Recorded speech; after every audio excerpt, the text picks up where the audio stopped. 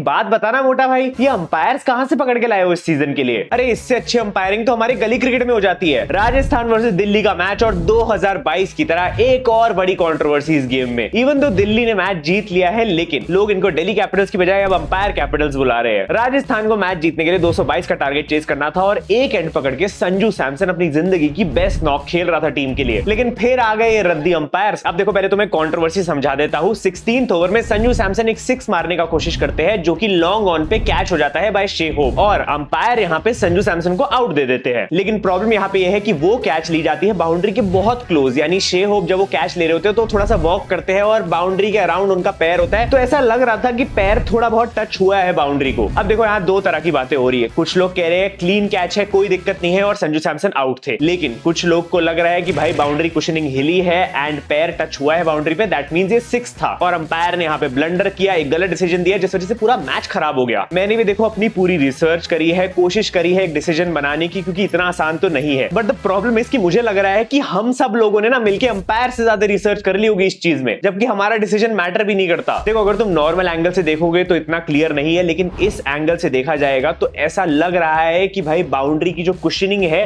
वो थोड़ा सा हिली है। अब या तो वो सच में टच हुआ है, सच में हिली है, या फिर वो शैडोज या रिफ्लेक्शन भी हो सकती है, जो कि कुछ लोगों का मानना है, और वो कुछ लोग मुझे दिल्ली फैंस लग रहे हैं। तुम्हारे हिसाब से डिसीजन क्या होना चाहिए था, तुम मुझे कमेंट्स में बताना। मेरे को पर्सनली लग रहा है भाई ये आउट नहीं था। अब मैं ये जोक तो नहीं मारूंगा कि दिल्ली कैपिटल्स ने अंपायर्स को खरीद लिया, क्योंकि मुझे नहीं लगता उनके पास इतना पैसा है, पर डेफिनेटली इससे एक बात सम अप हो जाती है कि इस पूरे आईपीएल में अंपायरिंग के स्टैंडर्ड्स बहुत ज्यादा खराब रहे हैं। Clearly IPL is peeking but umpiring is downgrading. क्योंकि चलो डिसीजन तो एक तरफ, लेकिन यहाँ 86 पे है संजू सैमसन, एक क्रूशियल विकेट है, वो मैच जिताने की कोशिश कर रहा है और अंपायर ने सिर्फ 30 सेकंड में ये डिसीजन दे दिया। भाई ना कोई ज्यादा एंगल ट्राई किए गए, ना कोई ज्यादा जूम करके देखा, स्लोमो में देखा, बस फटाफट डिसीजन बना दिया। अरे मुझे लग रहा है इस थर्ड अंपायर से ज्यादा मेहनत तो हम लोग कर चुके हैं इस डिसीजन में। कितने एंगल निकाल लिए, कितनी फोटोज निकाल ली, सबसे देखने की कोशिश कर रहे हैं कि हो क्या रहा है, बट इन्होंने मेहनत ही नहीं करी। वाइड जैसे डिसीजन देने में इस मैच में अंपायर ने 3-3 मिनट लगाए हैं, फालतू का टाइम वेस्ट किया है, लेकिन ऐसे इतना बड़ा डिसीजन देने में 30 सेकंड लिए सिर्फ। ये है असली प्रॉब्लम इस आईपीएल में अंपायरिंग की। एंड बवाल पूरा इसी चीज पे हुआ था, जिससे संजू सैमसन भी वहां अंपायर से बात करने चले गए और डगआउट में भी लोग खुश नहीं थे। एंड क्योंकि ये विकेट काफी इंपॉर्टेंट थी, संजू अकेला रन मार रहा था, उसके आउट होने के बाद दिल्ली पूरी तरह से गेम में वापस आ गई और राजस्थान हार गई मैच। डीसी के असली इंपैक्ट प्लेयर तो इस मैच में अंपायर ही थे। काश ऐसे ही अंपायर हमें वर्ल्ड कप में मिल जाते। नहीं, इतने खराब डिसीजन देने थे तो हमारा फायदा ही करा देते यार। ऊपर से दिल्ली कैपिटल्स के ओनर पार्थ जिंदल ने इस पूरे प्रोसेस में रिस्पेक्ट खो दी अपनी। जब ये डिसीजन दिया जा रहा था तो कैमरा दिखा रहा है कि दिल्ली कैपिटल्स के ओनर वहां से लगे हुए आउट है, आउट है, आउट है चिल्लाने में, जो कि किसी को भी यहाँ पे अच्छा नहीं लगा। बहुत डिस्टेस्टफुल चीज थी, बिकॉज संजू सैमसन काफी ज्यादा अच्छा खेल रहा था, तो थोड़ी सी तो रिस्पेक्ट डिजर्व करता है यहाँ पे। एंड हाँ पार्थ भाई, आप सही कह रहे थे, आउट है, आउट है। दिल्ली कैपिटल्स लग रहा है ऐसे खेलेगी तो भाई प्लेऑफ से भी आउट है। बैटिंग अच्छी करके बॉलिंग में इन्होंने ऑलमोस्ट थक दिया था, क्योंकि संजू सैमसन के अगेंस्ट कुछ वर्क नहीं कर रहा था। पर मैं कहता हूँ थर्ड अंपायर का घटिया रूल उठाओ, इससे अच्छा तो भाई मां कसम का रूल डाल दो। खड़े खड़े अंपायर से पूछो भाई मां कसम खा ले, आउट है कि नहीं आउट है, उसको सच बोलना ही पड़ेगा। सारी कंट्रोवर्सी एक ही बार में खत्म, खाओ मां कसम। और ये प्रॉब्लम सिर्फ इस मैच में नहीं आई है भाई, मुंबई के केकेआर, आरसीबी, इन सबके मैचेस में ऐसी प्रॉब्लम देखने को मिली है हमें। मैं तो कहता हूँ जैसे ऋषभ पंत ने 2022 में वो इशारा किया था ना कि भाई सब प्लेयर्स वापस आ जाओ, हम आगे खेलेंगे ही नहीं, वैसा ही कल कुछ संजू सैमसन को कर देना चाहिए था, ऐसी बढ़िया कंट्रोवर्सी बनती। वैसे मेरे से पूछोगे तो भाई 2022 वाला भी गलत था, वो भी नो बॉल थी और इन्हीं दोनों टीम्स के मैच में हुआ था। तो इसको मैं ये नहीं कहूंगा कि अरे 2 साल बाद दिल्ली ने अब जाके बदला लिया है आरआर से, या ये कर्मा है आरआर के लिए। इसका मतलब ये है कि 2 साल में कुछ नहीं बदला, अंपायरिंग स्टैंडर्ड अभी भी उतनी टट्टी है। अभी तो सोचो ये वो टीम थी जो क्वालिफाई कर चुकी है। अगर यहाँ पे कोई ऐसी टीम होती दिल्ली, आरसीबी जैसी, जिनकी क्वालिफिकेशन इस समय ऑन द लाइन है, तो क्या करते फैंस भाई, कितना बड़ा डिसीजन होता और कितनी खराब तरीके से पॉइंट्स लूज होते टीम के। मैं गाली नहीं दे सकता, नहीं गाली नहीं देना, फैमिली देखती है, वरना मैं ऐसे गाली दूं, ऐसे गाली दूं ना, जिंदगी भर याद रखें ये बड़े। बट ये सब एक सेकंड के लिए साइड रखते हैं। We have to appreciate Sanju Samson here. 86 of 46, 222 की चेज बिल्कुल आसान नहीं है, सामने से विकेट्स भी गिर रही है, लेकिन बंदा डटा रहा और अच्छी हिटिंग करी यार 180 के स्ट्राइक रेट से। जब तक ये बंदा क्रीज पे था तब तक लग रहा था कि भाई राजस्थान आराम से जीत रही है मैच। फुल रिस्पेक्ट है यार संजू सैमसन के लिए यहाँ पे। ऐसी बढ़िया इनिंग्स खेल के संजू सैमसन ने इतना तो क्लियर कर दिया है कि वर्ल्ड कप का फर्स्ट चॉइस विकेट कीपर कौन होना चाहिए। अब भी अगर अपनी टीम अच्छा डिसीजन नहीं ले पाती और इस बंदे को सीधा प्लेइंग 11 में नहीं डालती, तो फिर तो भाई कप के सपने देखना भूल जाओ। वैसे इस कांड से एक अच्छी चीज हो गई कि संजू सैमसन की जस्टिस गैंग को वापस एक काम मिल गया, जस्टिस मांगने का। इस बार तो इंडियन टीम में संजू की सिलेक्शन हो ही गई थी, तो जस्टिस गैंग के पास कुछ काम था ही नहीं। बट अब ऐसा डिसीजन आ गया, हो जाए भाई #जस्टिस फॉर संजू सैमसन। जान दे देंगे इसके लिए। संजू के साथ साथ इस मैच में एक और बंदा था जिसने एक बढ़िया इनिंग्स खेल के सिलेक्टर्स को मैसेज पहुंचा दिया है, बट ये मैसेज इंडिया के नहीं बल्कि ऑस्ट्रेलिया के सिलेक्टर्स को जा रहा है, क्योंकि मैं जेक फ्रेजर मैकगर्ग की बात कर रहा हूँ। मैकालू टिक्की अब कोई नहीं बोलेगा, रिस्पेक्ट आ गई है, मैकगर्ग बोलेंगे अब से। सोचो भाई, ऑस्ट्रेलियन बोर्ड ने जेक को सिलेक्ट ही नहीं करा यार वर्ल्ड कप के लिए, और मेरे हिसाब से जब से ये दिल्ली में आया है इसने पूरी काया पलट के रख दी है इस टीम की। यही है जो हर मैच को इतना क्लोज ले जाता है, अच्छी स्टार्ट देके शुरू में। एंड आई एम श्योर इस इनिंग्स को देखिए कुछ डिस्कशंस तो होने वाले होंगे, और हो सकता है वार्नर या मैक्सवेल की टांग पे पैट कमिंस मिचेल मार्श आके अब तू गया बेटा, अब तू गया, देख तेरी औकात मैं दिखाता हूँ तुझे। वैसे तो जितना खराब मिचेल मार्श खेल के गया उसी को बिठा देना चाहिए, पर हम क्यों टेंशन ले रहे हैं, हमारे लिए तो अच्छा है ना भाई, अच्छा है बाहर बैठे ना लेके जाए भाई वर्ल्ड कप, कराओ वार्नर से ओपनिंग। वैसे भी जैसा ये मारता है राइट हैंडेड ट्रेविस हेड लगता है, दो नहीं हैंडल होंगे भाई, एक नहीं संभलता हमसे। 20 बॉल में इसने 50 मारी, आवेश खान को 28 रन पेल दिए एक ओवर में, और ये सब पता है क्यों हुआ था? ट्रेंट बोल्ट ने गलत जगह बॉल मार दी ना। बोल्ट भाई आप गलत बॉल्स के साथ फुटबॉल खेल रहे हो।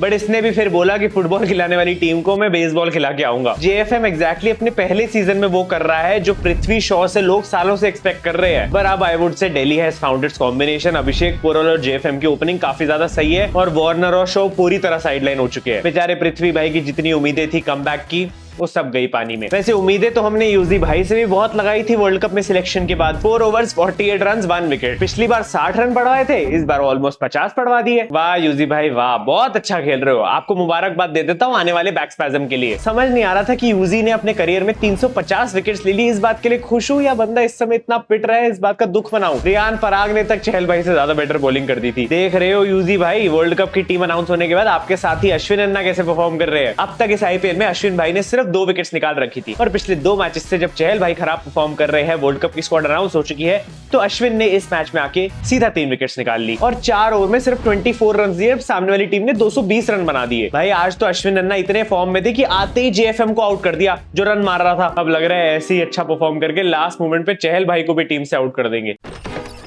मैं क्या, नमस्ते अंकल जी, पहचानिया। ऋषभ पंत के पास भी चांस था अपने आप को प्रूव करने का, बिकॉज संजू वर्सेस ऋषभ का ये मैच था। फर्स्ट चॉइस कीपर के लिए थोड़ा सा कुछ तो था डायनामिक वो वाला, बट ऋषभ भाई अभी भी उस ट्रेंड में ही चल रहे हैं कि भाई वर्ल्ड कप वाली टीम में जो भी प्लेयर्स अनाउंस हुए हैं उनको कहाँ ही परफॉर्म करना है, उनको क्यों करना है परफॉर्म, तो वो भी चिल थे इस मैच में। इसीलिए मेरा भी पर्सनल ओपिनियन यही है कि भाई संजू सैमसन को हमारी वर्ल्ड कप की प्लेइंग 11 में डायरेक्टली आ जाना चाहिए, और ऋषभ पंत को बाद में इंक्लूड करना चाहिए अगर हमें जरूरत पड़ती है तो। फोन उठा ले मेरा, बहुत जरूरी बात करनी है।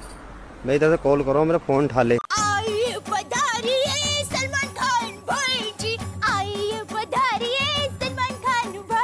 आओ आवेश भाई आओ, welcome back to Paul's institute of team finishers. आपकी सीट हमने किसी को नहीं दी थी क्योंकि मुझे पूरा भरोसा था आप एक ना एक दिन जरूर वापस आओगे। भाई ने आज 21 की इकोनॉमी से रन पिटवाया है। I am so proud. ऐसे ही स्टूडेंट्स होते हैं जो हमारी एकेडमी का नाम रोशन करते हैं हमेशा। 22 साल के छोटे छोटे बच्चों से रन खा रहे हैं आवेश भाई, मजा आ गया देख के। Thanks, love you. Abhishek Porel पे दिल्ली ने जो इतने टाइम से भरोसा दिखाया है वो आज जाके पे ऑफ होता दिख रहा है। यही बंदा था जो पावर प्ले के बाद भी रन मार रहा था और काफी अच्छे स्ट्राइक रेट से मार रहा था, एंड अपनी मेडन 50 भी निकाल ली इसने। जेक फ्रेजर को तो लगता है कि 6 ही ओवर का मैच होता है, वो सिर्फ पावर प्ले खेल के जाता है, उसके बाद हमेशा अपनी विकेट थ्रो कर देता है। बट ये अभिषेक पोरल था ट्रिस्टन स्टब्स था जिसकी वजह से दिल्ली का स्कोर इतना अच्छा पहुंच पाया। भाई मुझे तो जैसे जेक फ्रेजर में हेड की परछाई दिखती है, वैसे थोड़ी थोड़ी एबी डिविलियर्स की परछाई मुझे ट्रिस्टन स्टब्स में दिखती है। आई मीन वैसा ही 360 टाइप का प्लेयर है यार, कहीं पे भी शॉट मार सकता है, बहुत डेंजर आदमी है ये। भाई अगर दिल्ली को कुछ करना है तो इन्हीं यंगस्टर्स पे भरोसा दिखाना पड़ेगा। मैं तो कहता हूं अगले साल जो मेगा ऑक्शन है 5 प्लेयर अपने रिटेन करके रख लो अभी से। जेक फ्रेजर को, पंत को, ट्रिस्टन स्टब्स को, अक्षर पटेल और कुलदीप यादव, इनके अराउंड टीम बिल्ड करो, बहुत अच्छा कोर रहेगा और अगले 10-15 साल में एक ट्रॉफी तो आ ही जाएगी। और ये देख रहे हो वर्ल्ड कप में ऑलराउंडर की कमी हमें किस हद तक ले आई है कि कुलदीप यादव से एक्सपेक्ट किया जा रहा है कि बंदा अच्छी बैटिंग करे। माही भाई की तरह बैटिंग करी कुलदीप यादव ने, आते ही 2 बॉल में 5 रन मारे हैं और एकदम एक नया शॉट इन्वेंट कर दिया, reverse sweep with reverse bat. मतलब उल्टा तो मारा लेकिन उल्टे बैट से भी मारा। कुलदीप भाई हमारी शॉट्स चुराइए ना, ये तो गली क्रिकेट में हम रोज खेलते हैं। बॉलिंग में कुलदीप भाई स्पिनर से हर्षल पटेल बन चुके हैं, 114 की स्पीड से बॉल डाल दी इस गेम में। मतलब वर्ल्ड कप में कुलदीप यादव हमारा मेन प्लेयर होने वाला है, बैटिंग भी करके देगा, स्पिन भी करके देगा, पेस भी डाल देगा। विकेट कीपिंग भी चाहिए इससे अब। बट तुम ये देखो भाई, मैच तो कल शे होप खेल के आया है। मतलब एक ही मैच में बंदे के साथ अच्छा भी हो गया, बुरा भी हो गया। पहले तो बेचारा गलती से रन आउट हो गया, उसके बाद जब एक कैच पकड़ी, बाउंड्री पे थोड़ा बहुत टच हो गई, किसी को पता ही नहीं चला, विकेट भी मिल गई, मैच ऑलमोस्ट इसी ने जिता दिया, इसकी कैच ने। खैर जैसे तैसे दिल्ली को 2 पॉइंट्स मिल गए हैं, विच मींस पॉइंट्स टेबल और ज्यादा इंटरेस्टिंग बन चुकी है। 4 टीम है इस समय विद 12 पॉइंट्स और 4 और टीम है विद 8 पॉइंट्स। सबसे ज्यादा बड़ा कंपटीशन तो वो 12 पॉइंटर्स वाली टीम में चल रहा है। इसीलिए आज एक और इंपॉर्टेंट मैच है, लखनऊ वर्सेस सनराइजर्स हैदराबाद, वो भी हैदराबाद की पिच में। देखो भाई, पैट कमिंस ने बहुत साइलेंस देख लिया है, अब वो करने पे आएगा। उसने एक इंटरव्यू में कह दिया, expect fire crackers from us. And अगर हैदराबाद की पिच में मैच है तो डेफिनेटली इंटरेस्टिंग होने वाला है। इसलिए मेरी प्रेडिक्शन ये है कि लखनऊ को ये मैच जीत जाना चाहिए। फैंटेसी टीम में कैप्टन बना रहा हूं अभिषेक शर्मा को और वाइस कैप्टन के लिए मार्कस स्टोइनिस चूज कर रहा हूं। तुम लोग मुझे इंस्टाग्राम और टेलीग्राम पे जाके फॉलो कर सकते हो, डिस्क्रिप्शन में लिंक मिल जाएगा, वहां पे सारे मैचेस हम फॉलो कर रहे होते हैं। बाकी सब्सक्राइब कर देना, मिलते हैं अगली वीडियो में। Thank you so much watching, love you all, bye bye. फलानी टीम जो है फलानी टीम से हार जाए तो हमारी टीम जो है ना सेमीफाइनल में पहुंच जाएगी, और फलानी टीम जी है फलानी टीम को कैंक कर दे तो हम लोग जो है फाइनल में। अच्छा दो यार, ए जितना कोई जितना होया।